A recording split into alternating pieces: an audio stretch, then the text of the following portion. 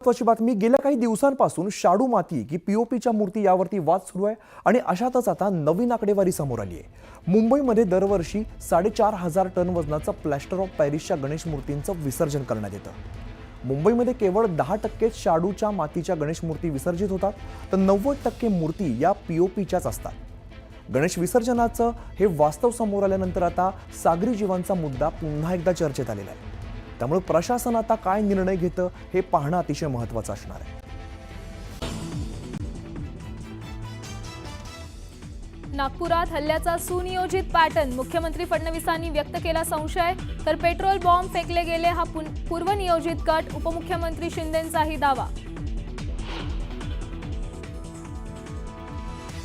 Cut असेल तर गृह खातं झोपलं होतं का? राड्यावरून उद्धव ठाकरेंचा सवाल, तर भाजपनं झेंड्यातला हिरवा रंग काढावा, मग आम्हाला हिंदुत्व शिकवावं, ठाकरेंचा टोला।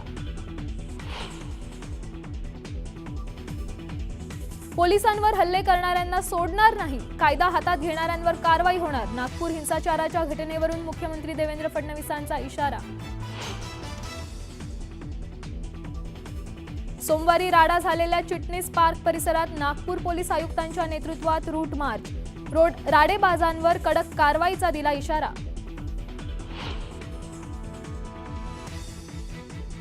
नागपुरातील राड्यानंतर आज तणावपूर्ण शांतता, नागपुरातील 11 भागात संचारबंदी लागू, मोठ्या प्रमाणात पोलीस बंदोबस्त।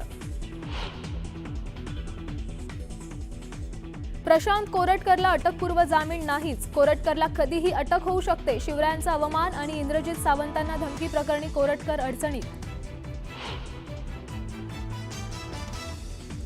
कृषी मंत्री माणिकराव कोकाटेंना कोर्टाकडून दिलासा, सत्र न्यायालयाच्या आदेशाला स्थगिती देण्यास कोर्टाचा नकार, सुनावणी 21 एप्रिलपर्यंत तहकूब। गंगा स्नानाबद्दलच्या वक्तव्यावर राज ठाकरे ठाम, बोलताना ओघात बोललो असलो तरी विचारपूर्वक बोलल्याचं राज ठाकरेंचं पदाधिकाऱ्यांना बैठकीत स्पष्टीकरण। पुणे विद्यापीठातील मुलींच्या वसतिगृहात दारूच्या बाटल्या, सिगरेटची पाकिटं सापडल्याचा दावा, कुलगुरूंना पत्र लिहित कारवाईची मागणी।